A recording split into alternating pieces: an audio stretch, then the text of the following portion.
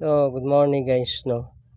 So, mo ni ato ang Port Rarest hardest to find na 10 peso coins, no, na BSP. Na minted siya guys, no, nawala siya ano. Parang may pagka-frost pa. Na 2016.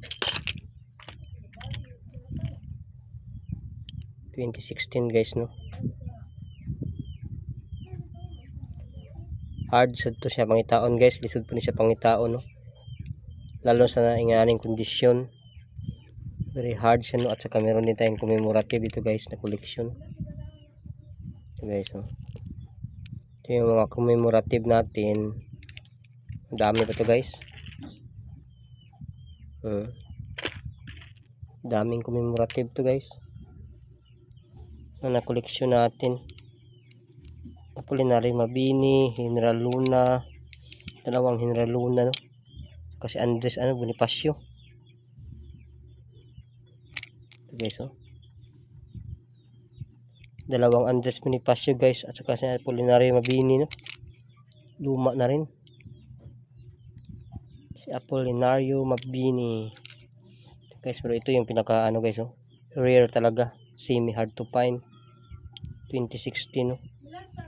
So, tinilikta natin dito guys kasi soon magpapagawa tayo ng museum guys, oh, na frosted pa guys. Yan guys, oh, frosted, no. Tinilikta natin guys, common lang to guys, pero hirap din to hanapin. 2006 na frosted, no.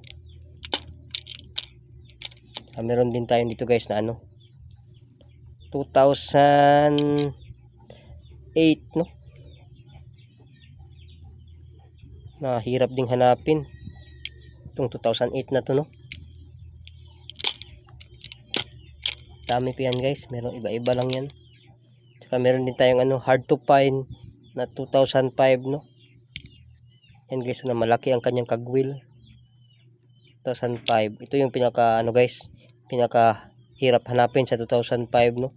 Yung malaki ang kanyang niya, ipin.